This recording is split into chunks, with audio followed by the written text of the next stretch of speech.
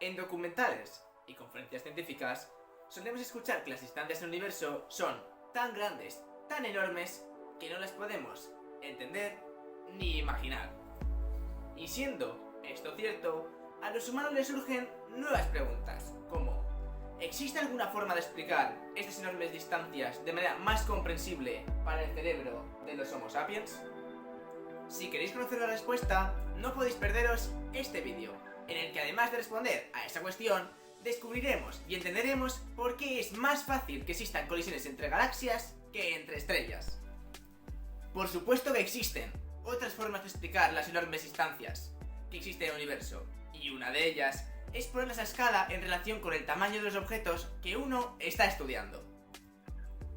Por ejemplo, muchas veces oímos la siguiente frase: viajar a otras estrellas es casi imposible.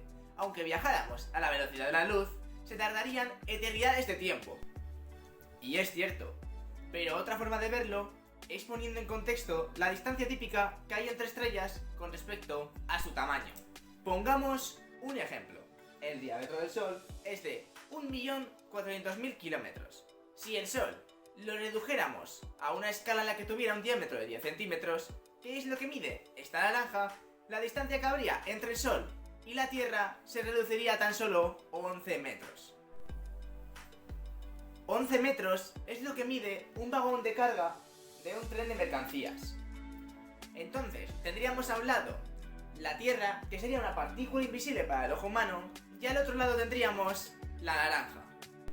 Si quisiéramos poner en comparación las distancias entre las estrellas, la distancia a la estrella más cercana a nuestro Sol, que está en el sistema de Alpha Centauri, es de unos 41 billones de kilómetros.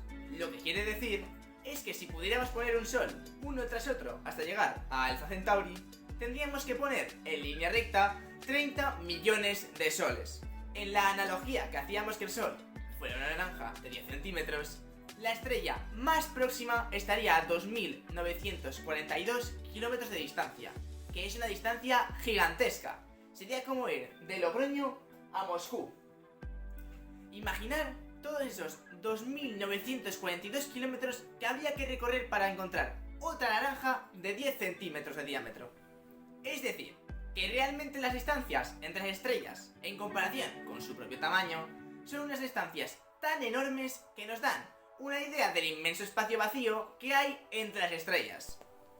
Aclarar que estas distancias de las estrellas son distancias promedio, pero realmente cuando pensamos en términos de escalas de estrellas, las distancias entre las estrellas en comparación con su propio tamaño son gigantescas. Pero, ¿qué pasa con las distancias entre las galaxias cuando las ponemos en comparación con su propio tamaño? Por ejemplo, la Vía Láctea tiene un diámetro de unos 300.000 años luz. La distancia a la galaxia más cercana, que es Andrómeda, es de unos 2,5 millones de años luz.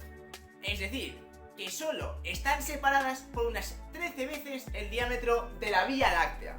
Volviendo a la analogía anterior, si la galaxia de la Vía Láctea ahora fuera esta naranja de 10 centímetros, la galaxia de Andrómeda, que sería también otra naranja de unos pocos centímetros, estaría a tan solo 1,3 metros de distancia.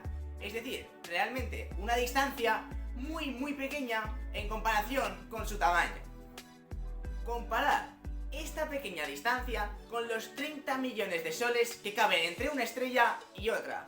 Así que en estrellas pasamos de unas distancias de 30 millones según su tamaño a pasar al orden de solo una decena entre galaxias.